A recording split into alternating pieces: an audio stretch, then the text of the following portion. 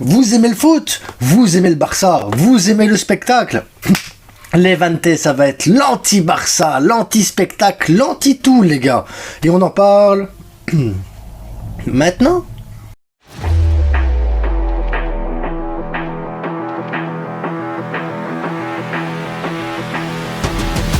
Il n'y a pas plus triste que Levante.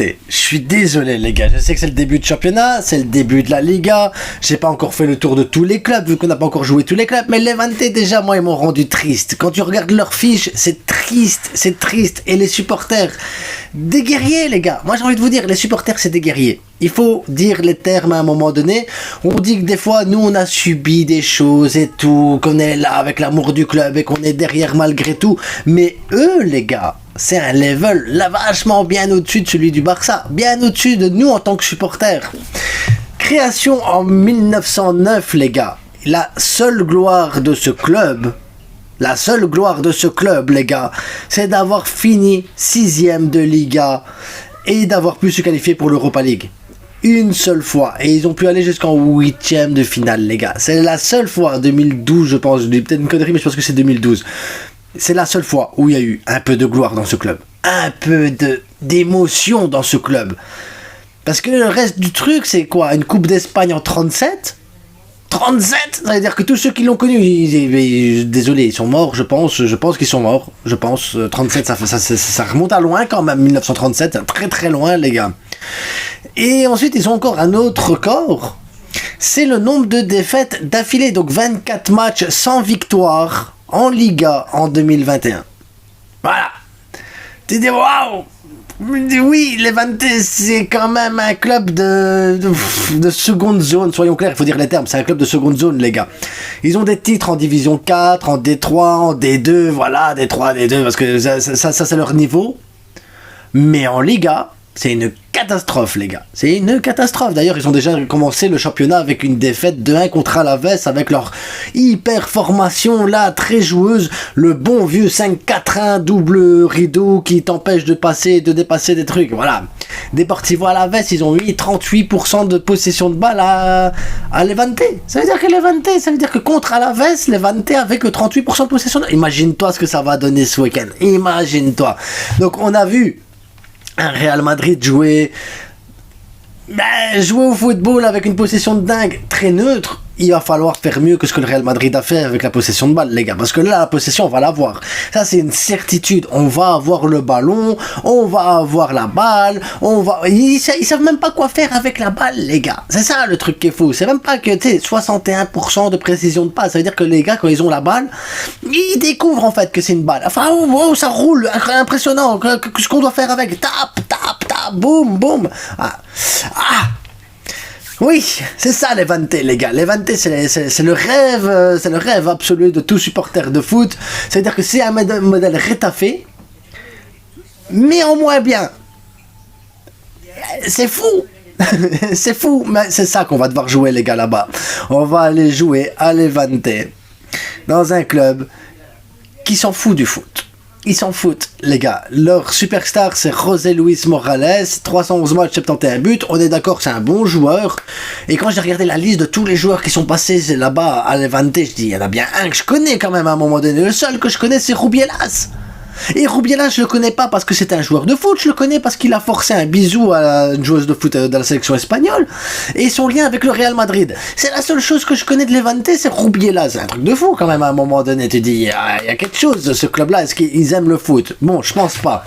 Donc, il va avoir une formation de notre côté qui aime le foot, une formation balle au pied, une formation où tu vas pouvoir prendre les espaces, tirer de loin, tenter des choses. Il va te falloir une formation innovante, une formation qui va aller et qui sait jouer au ballon mais qui sait tirer, qui sait se projeter, une formation qui fait rêver. Et oui, et là vous allez dire, mais oui, allez la frite, donne-nous ton 11, merde, bordel, on est là que pour ça nous, après on se casse de ta vidéo, on va aller voir les autres.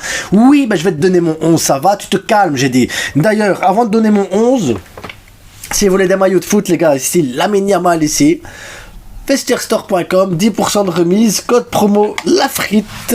Voilà, vous avez du Casado qu'il faut soutenir, soutenez le soldat Casado, les gars. Il y a tout plein d'autres maillots et bientôt concours pour gagner un maillot. Oui, le concours, évidemment les gars, il faudra être abonné, il faudra avoir activé la petite cloche parce que ce sera un live où je ferai gagner des gens. Et je n'annonce pas le jour du live, évidemment, sinon c'est trop facile les gars.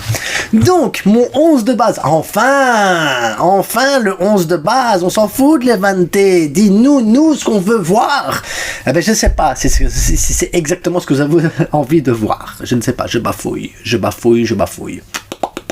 Donc, au goal, Juan Garcia, le suspense de fou. À droite, Julio Koundé. Bah oui, j'ai envie de voir Koundé un petit peu, voir avec Garcia, faire une comparatif entre le premier et le deuxième match et tout.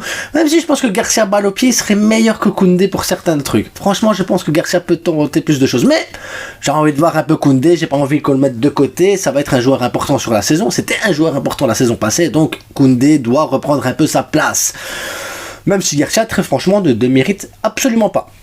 Dans l'axe, Koubarsi, Christensen, deux gars qui savent casser des lignes, deux gars qui savent faire des transversales, deux gars qui savent jouer au football, deux gars qui savent défendre, deux gars que si tu lui dis, bah écoute, reste tout seul, je monte, eh ben il pourra rester tout seul et monter l'autre. Voilà. Deux gars qui jouent au foot, deux gars qui savent défendre. Ah, c'est ça la force. À gauche, Baldé. Oui, à gauche Baldé, parce que j'ai besoin qu'il perfore la défense, j'ai besoin qu'il aille, j'ai besoin qu'il percute, j'ai besoin de Baldé. J'ai besoin de Baldé, tout simplement. Alors, dans le double pivot, je mets Gavi et Pedri. Oui, Frenkie va être papa et tout ça, là, la tête ailleurs, je préfère le laisser tranquille, qu'il profite, ça va être son instant paternité. Donc, je mets Gavi, parce qu'on n'a pas besoin d'un joueur non plus ultra défensif. J'aurais mis Casado si on jouait contre une équipe de foot. Parce que Casado va récupérer les ballons, gratter les trucs et tout, et il va falloir après distribuer tranquillement. Mais là, j'ai besoin d'un Gavi qui est capable de récupérer, de presser, de distribuer, de se projeter, de marquer. Gavi, il est tellement fort, les gars, à un moment donné, assumez, hein. Il est trop fort, le Gavi, merde. Mais soyez tous avec moi. Gavi. Voilà, Gavi les gars. Et à côté, pour l'aider un petit peu, une sorte de, voilà, Pedri les gars, une sorte de joueur qui joue en costard qui est trop fort, voilà, Pedri les gars.